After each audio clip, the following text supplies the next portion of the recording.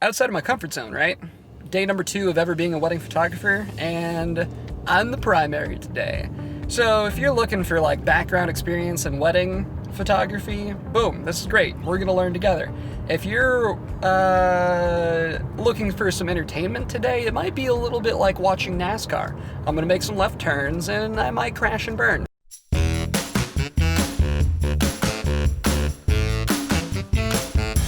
Today, I'm a wedding photographer, but hold on. The wedding's not in my apartment. Welcome to my car. So I always talk about getting outside of your comfort zone, but I hardly ever show people me outside of my comfort zone, because unless you really know me, you don't see the awkward, internalized expressions on my face of me doing new things. Well, today, I'm outside of my comfort zone. So today is day number 2 ever of me being a wedding photographer. So how it all started, a month ago, I got in with my friend Emily, and she was like, yeah, of course, you can come join me, get some wedding experience. So I joined her, and it was great. And at that wedding, she was like, hey, next month I'm actually in a wedding, and I'm the only photographer, so it would be a great help if you would come and just be my backup shooter. You can get some really good experience because you can be the primary photographer when I'm actually in the wedding, and I can kind of be your safety net. And that's exactly what I need. I just need a safety net and to learn the experience part, right? Well, this morning, Emily's having a few health issues, and I won't say any more to make sure that we're protecting her privacy, but I am doing this wedding by myself. Second ever wedding, and I'm the only photographer. So definitely outside the comfort zone today, but that's okay. We're going to live outside of it. We're going to take it one step at a time. And if you're here because you want to see the background experience of wedding photography, well, that's great. We're going to learn together. If you're here to watch NASCAR, that's fine too. I'm going to be making a lot of left turns, and I might crash and burn at some point, but that's okay. We'll take it one step at a time, and today's going to be great. So we are right now on our way to the hair salon where the bridal party is getting ready. So I'll see you guys there. And Emily, if you're watching this, everything's fine. Everything turned out fine. It'll all be fine. Hopefully she's not watching this.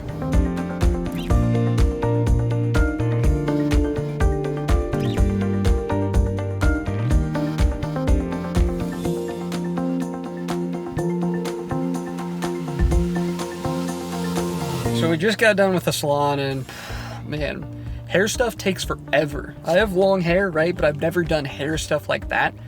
So from start to finish, that was like 2 hours, but I guess it was worth it. You saw it. It looked real good.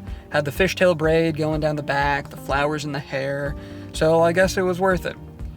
But we're heading to the venue right now, about a 20-minute drive, a little outside of town. And I've actually never seen the venue before. It was supposed to be an outdoor wedding, and now it's an indoor wedding. But when we get there, we're going to get some dress pictures before they put them on. We're going to get the guys' pictures. We're actually going to fake the guys' pictures. So the guys are already ready. But really all we have to do for the guys getting ready is just take their jacket off them, have somebody help them put it on, and then have somebody fake putting on the flower thing that's already on them. So the guys are super easy. While we're taking pictures of the guys, the bridal party is actually getting ready, and we're not going to take pictures of them then because we're going to go straight into the first look and do the getting ready pictures after the first look. They're already going to be made up. It's really just same thing. Faking the guys, we're going to fake the bridal party as well. So after that, hopefully I have time to actually explore the venue and figure out what I'm doing. I have no clue what the lighting situation is. I have no clue what the setup is. I have no clue really anything. So we're going to pre-plan so we don't crash and burn. I will see you at the venue.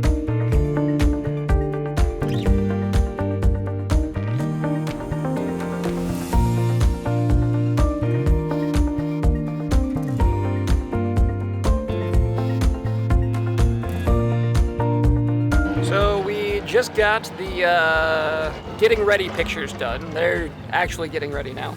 And just taking a look. Forklift driver. We're just taking a look at some outdoor picture options, and that's about it. And as you can see, there's not really anything.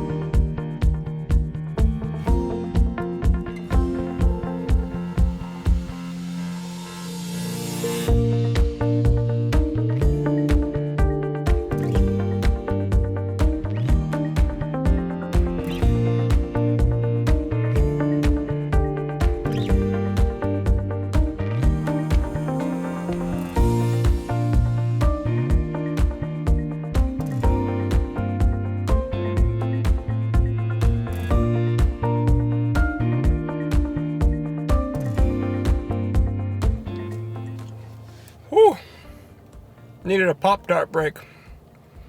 So we got all the pictures done. We're really just waiting for the ceremony now. Weddings is a lot like being in Boy Scouts. It's a lot of hurry up and wait. It's like go, go, go, go, go. Oh, but we have to wait for an hour. So I've been here taking a Pop-Tart break. It's been a little chaotic, but overall good. I wouldn't say I've crashed and burned yet, which is good.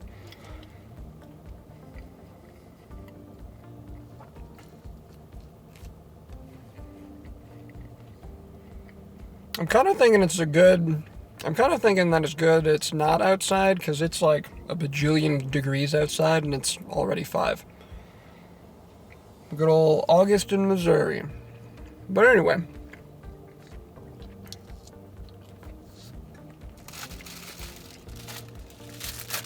You know we're going for the second one too.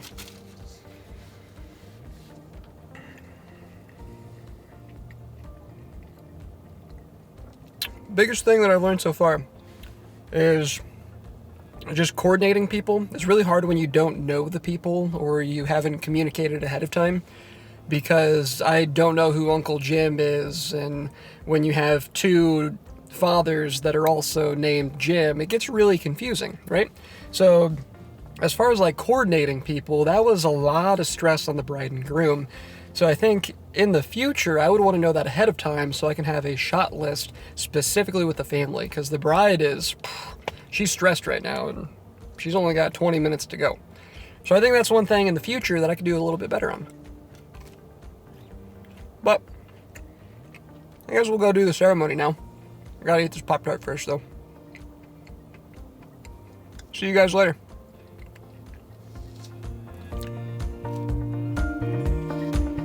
Tiffany, you're my everything.